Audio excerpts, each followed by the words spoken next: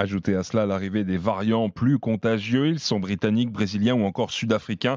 Ce dernier a par ailleurs été découvert hier dans un collège du Val d'Oise à Eubonne. 2 élèves ont été testés positifs à cette souche sud-africaine. Tous les élèves du collège ainsi que leurs familles sont invités à se faire dépister. Dans ce contexte, le premier syndicat des médecins de l'éducation nationale appelle à fermer les écoles pour 4 semaines. Une idée loin de faire l'unanimité des personnels enseignants qui redoutent les effets catastrophiques d'une nouvelle fermeture.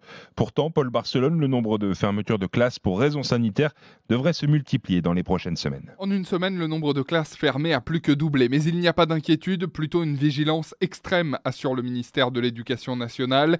Deux motifs d'espoir, les vacances d'abord, qui vont permettre de temporairement limiter les brassages, et le renforcement du protocole sanitaire désormais. Une classe est fermée si un élève est contaminé par le variant sud-africain ou brésilien.